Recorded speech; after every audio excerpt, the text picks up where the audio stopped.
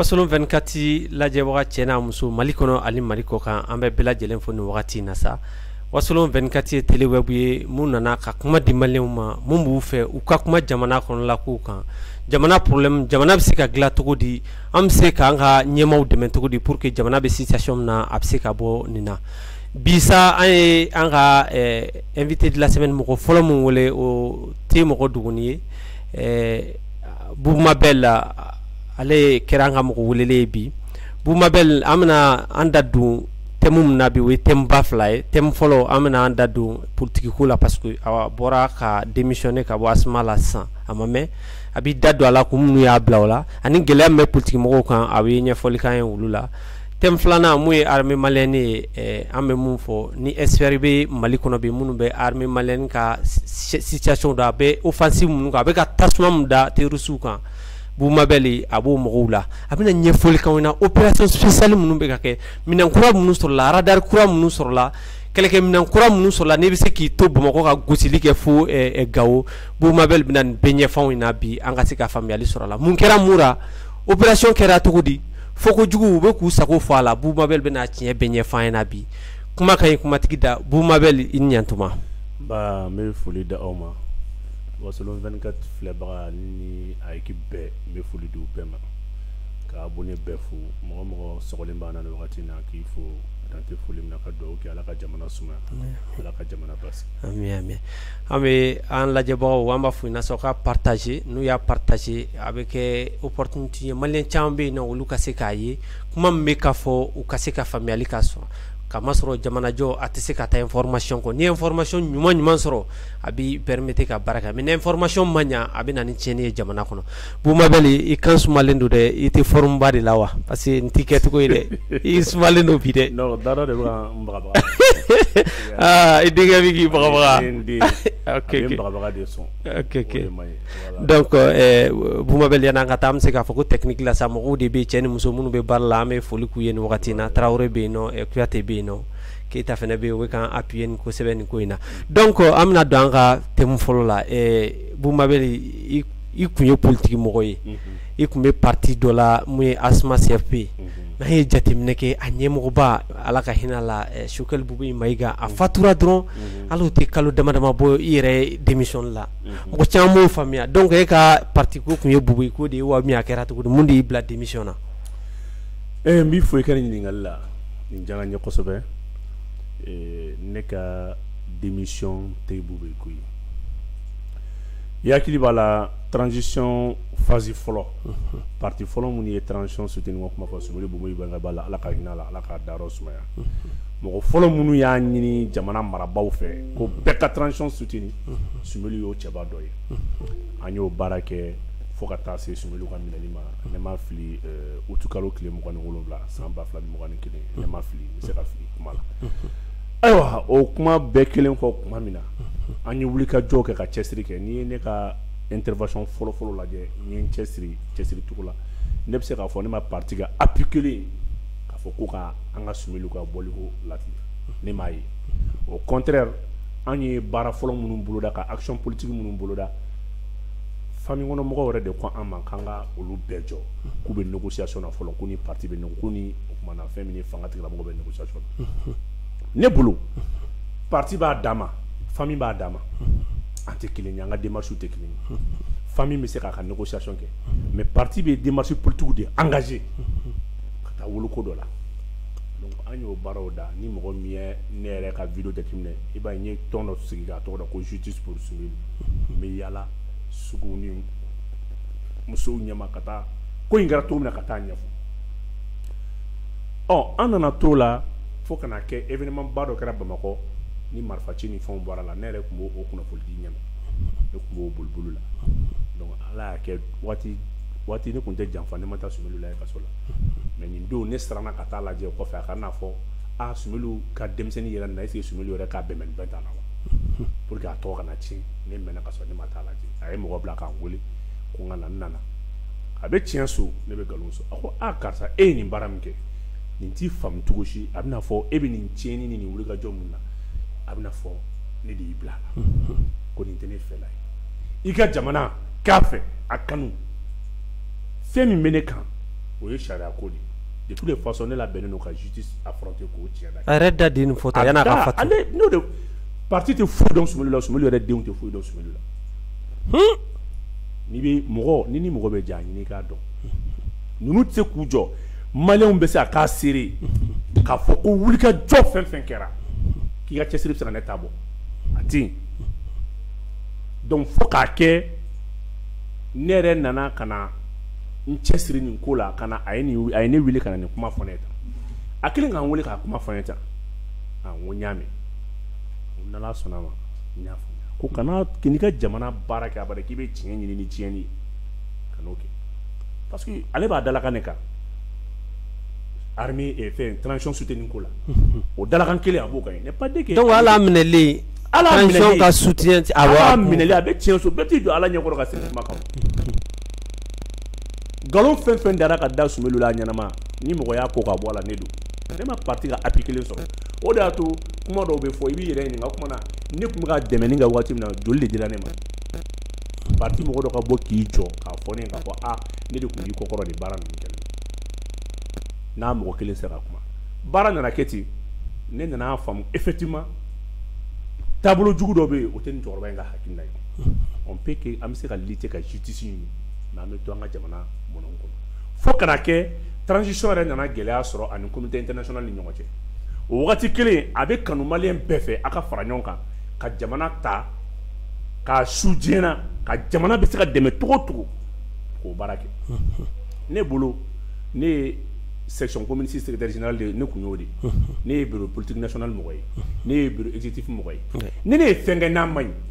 n'a ni parti ka taabolo tɛ taa parti kun bɛ se ka lettre ci ne ma e ye parti tɔnden ye i ye parti tɔnden ɲɛmɔgɔ ye i bɛ ka baara min kɛ ani parti kungilenna tɛ taa i bɛ ka transition dɛmɛ ni nka ni parti kungilenna tɛ taa parti ka lasigidenw bɛ CNT kɔnɔ parti ma deli k'a fɔ k'olu ka démissionner e ka mɔgɔw bɛ yen olu b'a la ka Assimi ka loi voter olu b'a la k'u bolo kɔrɔta Assimi ka sariyaw ye e ko mɔgɔ dɔ bɛ yen ko bɛ plateau sanfɛ ko transition ka ɲi k'o ye kuma jugu fɔ mais e ka transition ka ɲi an ka ne ta kɛ plateau kan kuma ye minnu yɛrɛ bɛ yen ka Assimi ka loi voter parti yɛrɛ tɔgɔ la dun tiɲɛ yɛrɛ la est-ce que parti ka lasigidenw kun tɛ se k'a lajɛ k'a fɔ bon bi Sumaworo bɛ bolo la a y'a jɔ an ka ministre interpellé k'a dɔn k'a fɔ anw de bɛ ka Assimi représenter normalement n'a sɔrɔ k'a fɔ an bɛ ka sincérité bi mɔgɔ kana lajɛ se tɛ mɔgɔ dɔ ye k'i bɛ tiɲɛ ta k'a bolo kan parti ma deli ka lettre kelen ci ne ma n'a bɛ yen k'a fɔ Boumabel i bɛ ka baara min kɛ bi i bɛ ka kuma minnu fɔ transition ko la ani parti ka ligne tɛ bɛn parti yɛrɛ tɛ se k'o fɔ. mais Boumabel an y'a ye i kɔni taara ka ban c'est-à-dire i da don a dɔw la mais an bɛ se k'a fɔ i taara parti kura jumɛn na ou bien ni i sen bɔlen politique ko la sa wa. ne ma taa parti la o. ne y'a ko joli ne ma taa parti la n bɛ fɛ ka min f'i ye dɔrɔn fo ka taa se bannikɛ don o ye ne agressé.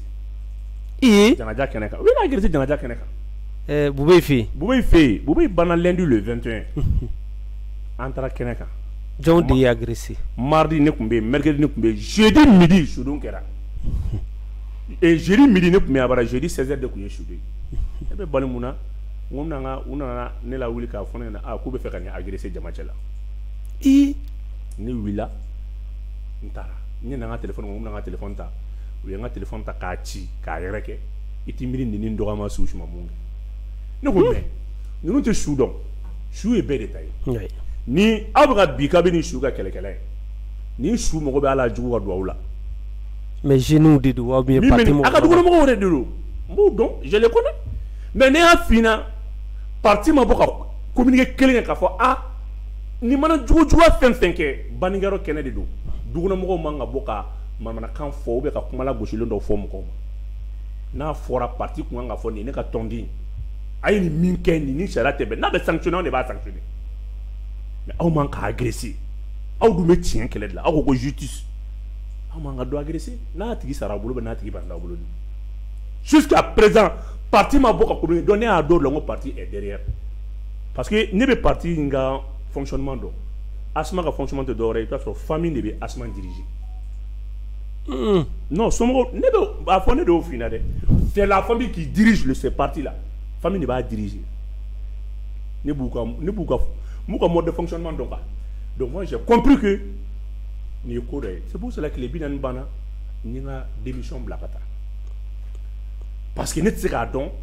ne ka bɔ k'a fɔ ko armée bɛ ka buntili kɛ ko armée bɛ ka monter en puissance ko armée bɛ ka baara kɛ ko minɛnkuraw sɔrɔ la ko bɛ se ka mɔgɔ gɛn ka bɔ parti la fo ka kɛ o tigilamɔgɔ bɛ taa gɛn ka bɔ baninkɔrɔ kɛnɛ kan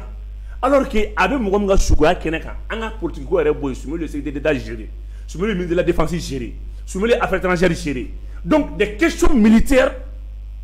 mɔgɔ mɔgɔ armée soutenir i ni Soumaïla bɛ ɲɔgɔn fɛ oui n'a sɔrɔ kuma ye ne tiɲɛ ye ne ye mun juguman de kɛ fo ka taa kɛ aw bɛ taa ne agresser ka mɔgɔw su ka bila ne la bon Mabel an y'o yɔrɔ faamuya sisan déjà politique ko yɛrɛ an bɛ se k'a fɔ i ye mɔgɔ ye mun bɛ Mali politique ko caman dɔn a la kosɛbɛ hali n'a sɔrɔ i ma taa parti wɛrɛ la fɔlɔ i y'a fɔ mais o t'a yira k'i tɛna taa parti wɛrɛ la ou bien i t'a fɛ ka taa parti wɛrɛ yɛrɛ la bilen non politique comme an bɛna n da don politique kuma kɛnɛ kan i bɛ ka question poser n b'a aw bɛɛ ɲɛ jaabi o fɛ ou bien i bɛ n'i réfléchir fɔlɔ n bɛ réfléchir fɔlɔ donc an y'a ye nin wagati in na an bɛ transition de kɔnɔ politique mɔgɔw kuma caman fɔr'u ma k'u ye jamana dafere u ye jamana bi feere mɔgɔ wɛrɛw ma e yɛrɛ ye politique mɔgɔ ye n'o kuma fɔra est ce que a t'i tɔɔrɔ dɔɔni mun de kɛra mun de ma ɲa politique mɔgɔw bolo fo kana jamana se nin yɔrɔ in ma coup d'état tɛ ban mun de kɛra mun de ma marché mais profiter ka plateau kan nin ko in ye ko nɔgɔnba de démocratie ni coup d'état yɛrɛ nana Mali la cogo di démocratie parce que u ye fanga dilan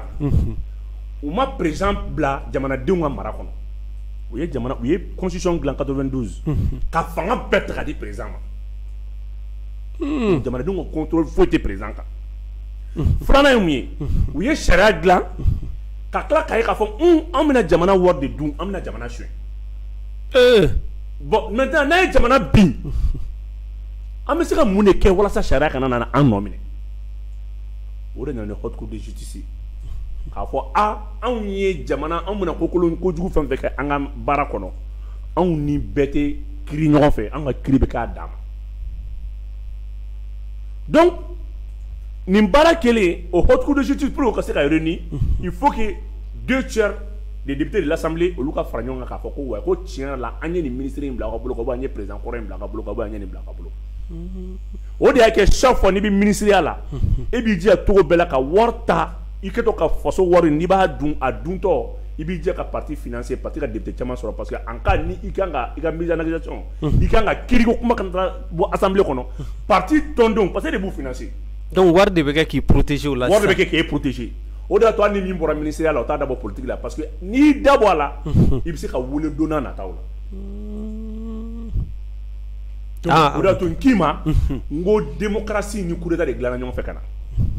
parce que constitution m'a prévoir fanga bɛɛ bɛ président de bolo donc ale de chef suprême de la magistrature ale de chef suprême des armées ale de bɛ décret ba fɛn fɛn bɛ ta ka nomination ba fɛn fɛn kɛ ale de b'a bɛɛ présider donc bɛɛ bɛ dumuni k'ale de tɛgɛ kɔnɔ n'o kɛra jamanadenw sen bɛ bɔ mara la ka mara to mɔgɔ kelen n'a nagakɔrɔmɔgɔw bolo o de y'a kɛ chaque fois u bɛ taa décision fu signer c'est pour ça n'i y'a voir n'i ye président ka prérogative lajɛ article 50 et 51 fangaba de b'a bolo hali ka état de siège ni état d'urgence décrété ka fanga bɛɛ minɛ ka tila ka na fanga bɛɛ bila a yɛrɛ nagakɔrɔ donc ni nin kɛra saya bɛ ka kɛ jamana président minnu bɛ sigi olu kelen bɛ k'a jira k'a fɔ olu de ye faransi olu bɛ tanu ni barika da faransi de u t'a da jamanadenw ye dɛ olu bɛ tanu ni barika da faransi de donc olu bɛ ko sugu bɛɛ ka faransi ka intérêt protégé contre l'intérêt même de leur propre pays olu ka jamana ka hakɛ a n'a kalanko n bɛ misali d'i ma 92 93 94 démocratie nalen u ye jamana in ni kɔngɔ de dan ani kalanbaliya o cogo di n bɛn'o cogo f'i na u ye programme de dilan ka taa da tubabuw ɲɛkɔrɔ a ka fɔ dɔrɔn ko maliyɛn kalanna filière dɔw bɛ yen université la olu filière yɛrɛ débouché tɛ sur le marché d'emploi i n'a fɔ jɔni jɔ i n'a fɔ la n bɛ misali d'i ma sociologie socio-anthropologie sciences de l'éducation e yɛrɛ k'a lajɛ fonction publique hali fonction publique yɛrɛ kɔnɔ débouché tɛ yen nɔ concours kɛli la a ka dɔgɔ tiɲɛ i m'u da chômeur kama wa ouais ça veut dire que même sur le marché d'emploi opportunité foyi tɛ nin filière kɛbaga ninnu bolo tɔgɔ b'a la k'u kalanna donc u ye filière créé k'a caya ka taa da tubabuw ɲɛkɔrɔ ko maliyɛn mɔgɔ kalannen cayara a ye wari da an ma o de bɛ kɛ ka wari ɲini u bɛ kɛ ka wari de ɲini Donc ni nin tilala mago bɛ jɔ a la ou bien nin besoin de bɛ gouvernement na i n'a fɔ chimie i n'a fɔ pétrole kalanbaw i n'a fɔ dugujɔ nafolo kalanbaw Mali ye dugujɔ nafolotigi de i n'a fɔ sɛnɛ agropastoral kalanbaw u t'o caya dɛ u bɛ filière de dilan filière mun ni jamana yɛrɛ mago tɛna jɔ i la wa diɲɛ mago tɛ jɔ i la mais i bɛ taa mɔgɔ kalannenw fɛ k'i kɛ ka mɔgɔ kalannenw caya ka wari minɛ kalan yɛrɛ sira fɛ. Buma bela an be kuruseni ko yɔrɔ la yani ka taa yɔrɔ jan parce que an y'a mɛn kɔsa in na ko i y'a fɔ ko pétrole bɛ Mali kɔnɔ m'a fɛ ko parenthèse dayɛlɛ yani an ka taa yɔrɔ jan k'i ko pétrole bɛ Mali kɔnɔ ko Mali dugu dɔ bɛ yen nɔ ko pétrole bɛ yen mɔgɔ caman m'a faamuya n t'a dɔn i filila kuma de la wa min a kɛra cogo di pétrole bɛ yen wa a tɛ yen dɔw yɛrɛ ko bɔli bɛ kɛ k'a soli. Pétrole bɛ yen jusqu'à 2 milliards 500 millions de barriques. Mali de premier réserve mondiale pétrole la. Diɲɛ bɛɛ bɛna laban Afrique de bolo. Afrique bɛɛ fɛnɛ bɛna laban Afrique woroduguyanfan de bolo n'o ye Afrique de l'Ouest ye. Afrique de l'Ouest fɛnɛ bɛɛ bɛna laban Mali de fɛnɛ tɛ kɔnɔ. Le Mali est le seul pays export du monde entier. Maliyɛnw dun sɛgɛnnen don dɛ. Mali non Maliyɛnw ka sɛgɛn Ala de ye Mali dan k'a bila diɲɛ bɛɛ ɲɛ. France de ye Mali ta k'a bila kɔfɛ. C'est pour cela France bɛ kulonkɛ dugu bɛɛ la diɲɛ kɔnɔ fo Mali. A bɛ kulonkɛ mais Maliyɛn t'a yɛrɛ valeur de dɔn. Parce que la République, la notion de la République, la culture, ça fait danbe ni tabiya dɔw bɛ o ma kalan. I b'o sɔrɔ bulon de kɔnɔ. Mais k'a fɔ k'i bɛ se k'i ka danbe ni tabiya kalan n'i ma tɛ bulon kɔnɔ o de kun kan kɛ kalan k'a forobaya quoi bɛɛ ka se k'i bɔrɔ ni dɔn hali n'i tɛ bulon kɔnɔ mɔgɔ ye. Mali de ye dugu ye min ɲɔgɔn tɛna kɛ diɲɛ kɔnɔ a gazi min bɛ Mali la gazi pire de don fara gansan fara de bɛ gazi produit a yɛrɛ ma a dan ye 2 ans n'a ma bɔ a bɛ tunu o bɛ Mali de la fara gansan bɛ gazi produit l'eau douce o bɛ Mali de la ji min ni muso y'a min a kɔnɔ kalo 1 fer min b'a la a bɛ kɔnɔ kisi foscosim ni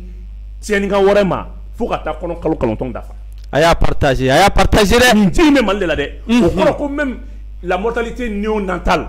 ça fait quoi o sayaw man ka kɛ Mali la. Donc ni minɛn bɛɛ bɛ Mali bolo. Nin bɛ Mali de bolo dɛ ça fait nin bɛɛ étude kɛra wa Mali de bɛna kɛ dugu ye dugu min na lafiya fɛnɛ sɔrɔ ji la. Donc nin kɛlɛ in bɛɛ kun de tɛ nin fɛn ninnu ye. Kɛlɛ bɛɛ kun ye min ye n'i ye se kɛ diɲɛ bi a bɛ Mali minɛ k'a tila ka Mali ko ban parce que u bɛ fɛn fɛn nɔfɛ diɲɛ kɔnɔ n'u kan ka lafiya bɛ Mali la mais Ala ma Mali sɔn kalanbaw ni kodɔnbaw de la minnu bɛ se ka nin yakuba ta ka nin danbew ta k'a yakubaya. C'est la raison pour laquelle chaque fois Mali ɲɛmɔgɔw bɛ Mali kalan kɛ jago ye ka taa programme ta kɔfɛ ka na mais tubabuw tɛ sɔn abada Maliyɛnw ka u yɛrɛ ka danbe ni histoire kalan. I m'a ye Modibo Keyita la réforme de 1962 Modibo Keyita kun kelen bɛ k'a fɔ ko l'école de masse et d'excellence o kun ye mun ye a ye kalan a ka caya mais n'aw taa ɲɛfɛ excellence bɛ bɔ a la ka taa. C'est la raison pour laquelle Modibo Keyita ma kulonkɛ kalan na mais a kun ye école dilan k'a kɛ tous les besoins de la population a bɛɛ kalanyɔrɔw kun bɛ yen. C'est vrai que la population kan ka fɛn kalan Modibo Keyita y'a bɛɛ école dayɛlɛ. I ma centre d'apprentissage d'agriculture CA Sama kɔ. Oui. O kun bɛ yen ka sɛnɛ baaraw kɛ moniteurs kun bɛ yen. Donc k'a f'i ɲɛna dɔrɔn anw ni débuté école la don min na i ye chômeur farda. Politiciens de ye nin kɛ. Politiciens ye mun kɛ tugun. U nalen kuma min na o y'a sɔrɔ France ye Mali ye depuis 1962 fo ka n'a bila 1960 fɛn na fo ka taa bila 1991 la. France kun bɛ siran Mali ɲɛ parce que a kun tɛ Mali ka kɛlɛkɛminɛnw dan dɔn. Et mais France ka baara fɔlɔ kɛra mun ye ka Mali armée évaluer pour faire une flamme de la paix fo ka na ni réconciliation ko flamme de la paix. Karimu u ye Mali jɔ de missile sol air ni missile sol minnu bɛ yen ka armée tigɛ fɔlɔ k'a bila ka sɔrɔ ka rébellion financer politiciens ninnu de ni France y'o kɛ. Mais pour que denmisɛnninw kana kuma san 10 san 20 san 30 u kana se ka wuli yɔrɔ la o de y'a to Alpha ye programme dilan ka programme faga ka na ni la NEF la nouvelle école fondamentale ka tila ka na ni programme dɔ ye u b'a fɔ o de ma ko un village une école ka sɔrɔ école karamɔgɔ tɛ yen. Donc k'a kɛ sisan pour que a ka se k'o faga n'i bɛ fɛ ka écoleden faga i bɛ kalanbaga kolon d'a ma. Si la médiocrité enseigne la médiocrité ou il y a l'excellence école maîtrise tɛ fɛn dɔn école tɛ fɛn dɔn. Donc u nana mun kɛ école karamɔgɔ minnu bɛ bɔ école ɲɛnamaw la IPEC ninnu ni INSEC n'a ɲɔgɔnnaw la u y'olu bɛɛ faga k'a kɛ sisan n'i ye bac jɛ i bɛ taa 6 mois de formation kɛ n'i ye DEF jɛ i bɛ taa 2 ans kɛ k'a kɛ chaque fois i bɛ fɛn min kɔ n'i y'o jɛ dɔrɔn i bɛ taa ɲɛsin école karamɔgɔya ma donc kalansow nana jɔ mais école karamɔgɔ tɛ yen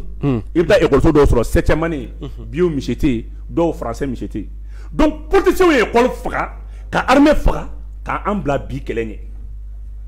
donc Bouba o b'an don an ka thème sabanan kɔnɔ sa mun ye armée malienne yɛrɛ ye an y'a ye nin wagati in na depuis transition nana kɛrɛnkɛrɛnnenya la depuis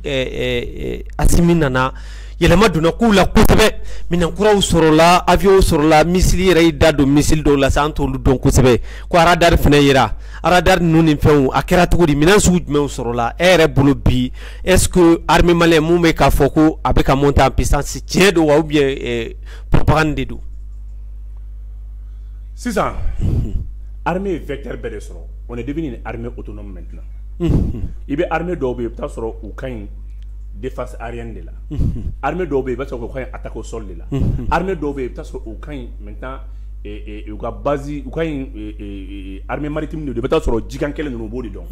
armée dɔw bɛ yen i bɛ taa sɔrɔ non olu ta ye infanterie dɔrɔn de duguma kɛlɛ dɔrɔn mais Mali armée a dilanna san ka kɛ a ka ɲi i ye sira o sira ta. A kɛra baji kɛlɛ ye o a kɛra sankolo kɛlɛ ye o a kɛra duguma kɛlɛ ye o a kɛra renseignement ye o a kɛra force spéciale ye o a kɛra est-ce que ba kalama reconnaître a kɛra kɛlɛ o kɛlɛ ye armée ka dépasse a ka comportement bɛɛ dafara ka ban en 10 mois kalo 10 kɔnɔ parce que an tun bɛ balo CFA min na anw bɛ fɛ k'a fɔ k'an bɛ taa minɛn mun san o tɛ san abada anw bolo fo a ka garantie parce que i bɛ taa sɔrɔ an ka moyen t'an bolo ka minɛn ninnu san maintenant an ka réserve d'échange ça fait an ka exploitation o 50% de bɛ conseiller France bolo i n'a fɔ an ka minɛn minnu bɛ bɔ CFA garantie y'o de maintenant an ye président courageux min sɔrɔ n'o ye colonel Assimi Goïta ye 50% bɛ France bolo a y'o to a bolo 50% don min n'a bɛ se ka to o ta division wɛrɛ la a y'o bɔ euro la k'o falen a yɛrɛ n'a ka partenaires ni ɲɔgɔn cɛ. I n'a fɔ partenaire jumɛn i n'a fɔ Russie i n'a fɔ Chine o n'a ɲɔgɔnnaw o 50% in dɛ kalo 10 kɔnɔ o de minɛn filɛ nin ye. mais an ye radar dɔ ye kɔsa in na radar ni a cɛ ka jugu kosɛbɛ n'i y'a ye ko kɔnɔ dɔw ko a fɛnnama de don radar ni mɔgɔ caman t'a dɔn n'i yɛrɛ ye ne siɲɛ fɔlɔ ye ka nin ye armée bolo farafinna yan nɔ i bɛ se k'i da don radar na dɔɔni k'a ɲɛf'a ɲɛna wa. radar in tɛ feere i ma ko wari b'i bolo dɛ hali n'i kɛra ko miliyari de b'i bolo radar in tɛ feere i ma. mais radar in bɛ d'i ma de ko partenariat radar in 5 de bɛ Mali bolo donc a tɛ di jamana bɛɛ ma radar in a bɛ fɔ nin de ma ko dernière génération u bɛ radar in de wele ko 59 TN6 nin radar nin n'a y'i ɲɛ fili chaque 1 heure de temps a bɛ 8000 km de ye ka taa i t'a fɔ bamanankan na 8000 km ça fait quoi heure kelen o heure kelen a bɛ kilomètre 8,000 a ka yeta bɛ bɛn o de ma heure kelen o heure kelen sanfɛ ani duguma fɛn fɛn b'a kɔnɔ sanfɛ ani duguma n'a y'o lajɛ a ɲɛ fɛnsɛn n'o ye largeur ye o ye 250 à 300 km a ɲɛ lɔ y'i kunja ka sankolo lajɛ o ye à peu près à 450 km o kɔrɔ avion tɛ se k'a yɛlɛ radar in b'i tɔn a bɛ Niger ye a bɛ Nigeria ye a bɛ Tchad ye a b'a daminɛ Mali la jusqu'à la Ban Azawad fɛn fɛn bɛ les 5 pays de Ban Azawad a b'a bɛɛ ye 8000 km k'a bɔ yan Mali kun n'a kun ça fait 2000 km k'a bɔ Kayi ka taa Kidali fɛn fɛn bɛ sanfɛ duguma fɛn na a b'a bɛɛ ye non objet volant a ka yeta o de radar nin ka avantage filanan ye mun ye a bɛ 1000 objets fɛn 1000 a b'o de suit ɲɔgɔn fɛ bɛɛ ka mouvement a b'o suit ça fait 8000 km in kɔnɔna la a bɛ tila ka fɛn 1000 de ɲini k'o bɛɛ ye ɲɔgɔn fɛ a y'a partager dɛ o fɛn 1000 a bɛ tila k'olu fɛnɛ tila sigiyɔrɔma 8 misali ye mun ye n'a ye avion ye ka missile ye ka hélico de combat ye ka tila ka i y'a faamuya b'a la bombe dɔ filitɔ k'o fɛnɛ ye ka tila ka mɔgɔ juguw dontɔ ye ka mobilibaw dontɔ ye ka tila tun ka jamakulu dontɔ ye i bɛ a bɛ se ka ninnu bɛɛ ye nin bɛɛ n'a objet fo sigiyɔrɔma 1000 a bɛ se ka ni arme chimique dɔ fili Mali ma o chimique dɔ dontɔ a b'o fɛnɛ détecter drone min bɛ sanfɛ a bɛ se k'o fɛnɛ détecter a bɛ se ka nin bɛɛ détecter fo 1000 n'a ye nin 1000 détecter a bɛ tila ka ninnu bɛɛ bila sigiyɔrɔma 1 fo sigiyɔrɔma 8 ko nin bɛɛ kɛ kulu ye i bɛ se k'a fɛsɛfɛsɛ k'a ye cogo jumɛn fo sini. Baara banna. A tɛ tɛmɛ nin kan. n'a ye nin kɛ o t'a bannen dɛ a ka avantage laban yɛrɛ ka jugu fɛn min ma a bɛ yeli kɛ fin de la. donc hali su fɛ a ka jugu de ma parce que i b'a kɔlɔsi samiya wagatiw de la tubabu bɛ farafin dugu ninnu attaquer ni san fiyɛ ni fɛnw fɛnw bɛ rébellion financer fin san u b'a kɛ hivernage wagati de la o b'a sɔrɔ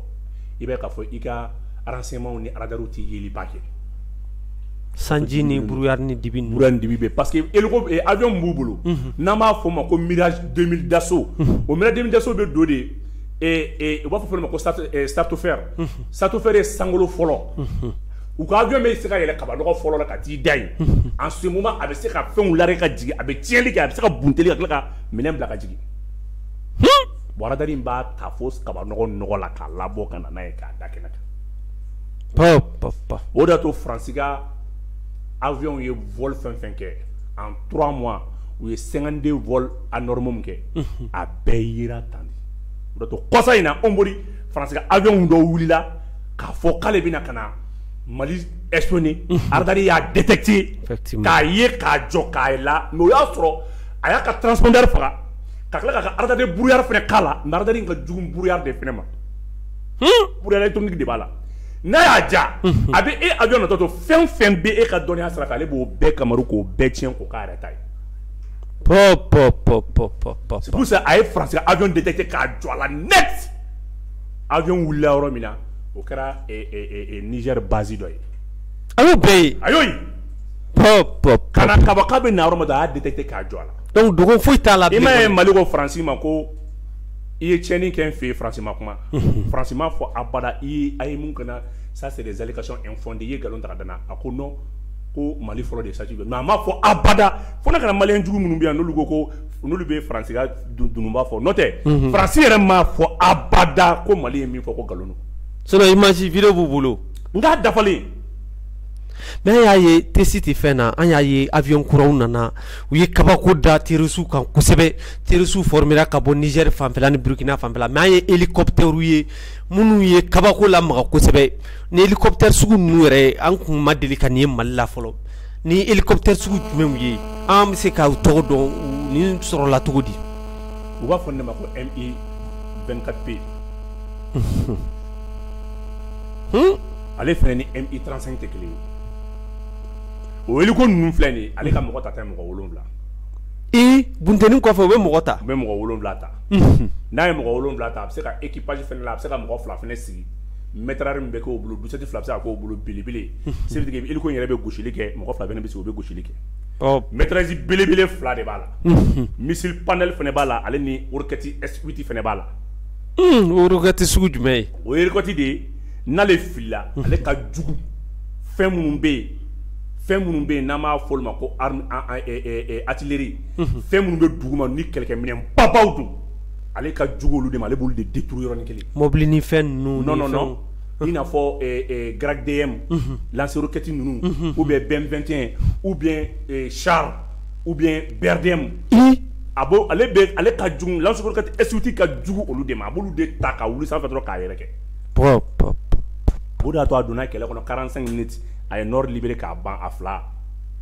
parce que hali an y'a mɛn k'ale rebelle groupe yɛrɛ ko terroriste y'o attaqué wagati la armée malienne wulila ka taa dɛmɛ don ale avion 2 de taara a yɛrɛ seginna ka segin ka sɔrɔ a na kuma ma se parce que a kun taara ale ka autonomie ye 5 heures de temps de n'a wulila k'i jɔ a bɛ gosili kɛ heure 5 fɛn fɛn b'a kɔnɔ o ma ban k'a fɔ ko ale ni hélico tɔnin tɛ kelen sanfɛ à chaque 2 heures 3 heures a bɛ segin à la base fana carburant ta ka taa ale t'o kɛ dɛ a b'i jɔ a yɛrɛ heure 5 a kelen bɛ se k'i jɔ dugu kelen ci yɔrɔnin kelen a taara min yɛrɛ kama o banna parce que a kun taara pour 1h30 minutes mais ale yɛrɛ tilala 35 minutes a ko a ye commandement wele k'ale tilala Boumabel Wasolon 24 do aw bɛ ka an suit nin wagati na a y'a partager kosɛbɛ Boumabel de b'an bolo bi mɔgɔ min de don a tɔn don kosɛbɛ n'i ko ko expert bɛ Mali armée la bi ale Boumabel tɔgɔ bɛ se ka fɔ la kamasɔrɔ a b'an ka armée malienne dɔn kosɛbɛ ni armée malienne ka montant puissance o jalen don an maliyɛn bɛɛ ye kosɛbɛ kamasɔrɔ n'i ko jamana n'i ko développement sécurité de fɔlɔ bɛ na ɲɛfɛ Boumabel an bɛ don an ka thème naaninan na o ye opération Amoura an y'a ye an ka armée malienne a ye kuba kɛ yen koba in kɛra terroriste caman fagara ka opération spéciale yɛrɛ labɛn tubabu sen t'a la armée malien yɛrɛ k'a labɛn ka force spéciale ta ka taa bala jadisi mɔgɔw la k'u faga fo ka taa se mɔgɔ 100 yirika la o kɛra mura de kuma caman fɔra a la aw minnu ye aw b'an ka armée malien dɔn kosɛbɛ bi a kɛra cogo di i bɛ se k'i da don a la ka ɲɛfɔ an ɲɛna wa. Ouais, opération do armée te Afrique min la ka ɲɔgɔnna kɛ fɔlɔ. C'est la toute première fois armée dɔ ka se ka ni exploit kɛ dans le cadre de la lutte contre le terrorisme. C'est la toute première fois. Mura kun ye sanctuaire de terroristes daga yɔrɔ ba kun do. Mali armée kun ti san 8 mara kun ti. U ka capitale sa. Mura ye dugu ye dugu min a donda ka ca mais a contrôler kun do ni Mali dugu misɛnnin bɛɛ ye. Terroristes kun kɛlen bɛ ka contrat di dubaw de ma. Maintenant contrat b'u ni ɲɔgɔn cɛ olu de fɛnɛ denw fɛnɛ u kɛlen bɛ ka mɔgɔw recruter fan bɛɛ fɛ ka na. Donc ni kun ko k'i bɛ don population civile yɛrɛ mɔgɔ dɔw de kun bɛ olu de kun ye contrôle yɛrɛ kɛbaga ye. Population kun talen don otage la. Mais n'i ye jateminɛ kɛ u ka sugu de fɛnɛ la diɲɛlatigɛ sugu mun don a sugu da ka nɔgɔn ni Mali sugu bɛɛ ye. Parce que mana jaga ni fɛnw minɛ yɔrɔ o yɔrɔ a bɛɛ kun ta tila Mura sugu de la. Ko Mura bɛ Mopti mara la ou bien Djéné mara. A bɛ Mopti di. A b'a bɛɛ ye kelen ye Djéné ni Mopti bɛɛ ye mara kelen. Ouais ouais parce que donc sisan n'i kun ye jateminɛ kɛ i b'a ye k'a fɔ a sugu da ka di ni Mali sugu bɛɛ ye. Parce que jagaw ni fɛn fɛn mana sɔrɔ malo ni misiw ni fɛnw bɛɛ de kun bɛ ɲɛsin a sugu kɔnɔna ma. Nin kelen kuma min na a bɛ waati jan bɔ an ye kunnafoni sɔrɔ k'a fɔ Mali ye monté armée monté en puissance min kɛ terroristes yɛrɛ kɛra fagali nana caya u ka mɔgɔ minnu bɛ yen n'o Ousmane Sidibé di boloba bɔra la ale ni o kumana El Samir maintenant Mali y'o fɛnɛ faga c'est Mali ye 20 leaders terroristes faga fɛn 2 mois kɔnɔna la 20 leaders mɔgɔ 20 u ka poseur de bombe minnu bɛ yen n'o ye balimama 3 ye Mali olu yɛrɛ fɛnɛ jigin tugun olu de fɛnɛ tun bɛ mɔgɔw former bombe posée ninnu ni fɛnw na et puis olu de tun bɛ wariw fɛnɛ di donc pratiquement tous les chefs de commandement parce que armée Mali ka avantage ye mun ye c'est pour désorganiser les dispositifs des terroristes sur le terrain a b'u désorganiser de maintenant n'a y'u gosi k'u yɛrɛ kɛ a bɛ sɔrɔ k'u tila détachement ni ɲɔgɔn cɛ kungo kɔnɔ olu b'u kelen-kelen lada donc u dagalen don yɔrɔ bɛɛ fo kana bila da la forêt de Grengale u y'u gosi fo kana u da forêt misɛnninw kɔnɔna la donc mun de bɛ kɛ sisan terroristes yɛrɛ fɛnɛ nana ye k'a fɔ bon vraiment taabolo t'an na bilen nayɔrɔ t'an na bolo la nafolo kaba labani minnu bɛ yen a ye n'an ka ɲɔgɔn sɔrɔ Mura an ka réunion ba kɛ an bɛ se ka attaque kɛ cogo min na bɛɛ k'i yɛrɛ ɲini u nana o sigi de la Mura depuis une semaine u bɛ don duuru mais u y'a kɛ u ye division misɛnninw de créer autour de Mura dugu misɛnnin minnu bɛ yen u taara u bila yen de 20 tan ka t'u da yen yanni réunion ba yɛrɛ don cɛ sisan réunion ba don o y'a sɔrɔ u taara kungo kɔnɔ déjà ɲɛmɔgɔ bɛɛ nana u bɛ ka taa ɲɔgɔn faamuya kungo kɔnɔ ka bɛnjugu labɛn sisan ka bɛnjugu labɛn a tɛ kan ka planifier cogo jumɛn ne nin kɛra bɛɛ b'i yɛrɛ ɲini bɛɛ b'i yɛrɛ sɔrɔ armée Mali ye kibaruya bɛɛ sɔrɔ fo kana kɛ su laban maa 100 laban donna o de kɛra mɔgɔ yɛrɛ la caman ye b'a fɔ attaque bɛ kɛ don min na su fɛ mɔgɔ 100 laban donna sinon a bɛɛ kun ye 15 n'i ye Mura jateminɛ k'a lajɛ marifa min bɔra Mura a kɛlen ko lɔgɔkan a kun ka ca yanni an ka ɲɔgɔn ɲininka ko terroriste de fagara mun de fagara marifa ninnu bɔra min tubabu ka ɲininka nin de la bref 9h 11h wagati hélico Mi-35 fila nana ye yanga Mura kunna ka mɔgɔw to sugu la o tɛ ɲuman ye dɛ ka jigin jusqu'à basse altitude i b'a fɔ k'i b'i tɛgɛ toucher a la mais a tɛ se ka minɛ a kun tɛ dɔwɛrɛ foyi ye min ye terroriste ye min tɛ terroriste ye u ka bɔ ɲɔgɔn na donc avion a b'i to sanfɛ k'o bɛɛ précision kɛ non ayi a ma précision kɛ o a nana i yanga sugu kunna de c'est pour dissuader n'o kɛra a bɛ yɛrɛkɛ de o oui minnu nana sugu la sanni kama parce que sofarakaw bɛna sanni na Mura dugumisɛnnin caman bɛna sanni na Mura donc a kun tɛ dɔwɛrɛ ye sugulamɔgɔw bɛ boli de mais mɔgɔ minnu ye tiɲɛnikɛla olu b'u défendre depuis kɛra kuma min na donc jama ɲɛ bɛ avion ba fila in de la mun bɛ sanfɛ mais u t'a dɔn k'a fɔ ko Mi-35 filanan o fana nana yɛlɛ ka taa jusqu'à 20 000 pieds d'altitude mais mɔgɔ si t'ale ale bɛ fo sankolo la o fana avion wɛrɛ ye awɔ ale ni avion TZ 157 kelen ale ta ye renseignement dɔrɔn de hali n'aw kumara ɲɔgɔn kulo kɔrɔ ale b'a mankan labɔ fréquence ale ka société o de fréquence ni radar ni kumakanw ni GSM ni ligne cellulaire c'est donc kumakan bɛ tɛmɛ wo fɛ ale b'o bɛɛ de ta k'o fara ɲɔgɔn kan donc depuis nin kɛra yɔrɔ ma dɔrɔn taf u bɛ ɲɔgɔn wele parce que i bɛ k'a fɔ marque moteur de b'u bolo fréquence radio marque moteur de b'u bolo transfert minɛnw de b'u bolo u ka taliki ninnu donc a distance dan 5 km de donc ale avion in bɛ yɛlɛn de ka a dɔn u bɛna mun de fɔ o yɔrɔnin bɛɛ la minnu bɛ kungo kɔnɔ olu b'a fɔ k'u bɛna renfort la sokɔnɔmɔgɔw ninnu ma parce que minnu bɛ kungo kɔnɔ olu de armé don kosɛbɛ u nana kuma min ko u bɛna kana fɔ kuma min na ko u bɛna kana fɔ k'u bɛna kana renfort ta kɔnɔnamɔgɔw kan kɔnɔmɔgɔw nana o yɔrɔnin bɛɛ la avion bɛ sanfɛ o ma gosili kɛ dɛ fila wɛrɛ nana tugun o de ka cible olu fɛnɛ donc avion donna ni opération a bɛ taa avion 4 5 ɲɔgɔn na avion 7 o bɛɛ Mali avion ye wa bismillah ne ma avion on a un vecteur on est une armée autonome o de nana maintenant o avion in nana ale y'a lajɛ a ka cible chaque groupe de 10 personnes ale b'o jigin ɲɔgɔn fɛ ko dɔw ye ba tigɛ n'u sen ye dɛ terroriste dɔw ka ba tigɛ n'u sen cogo di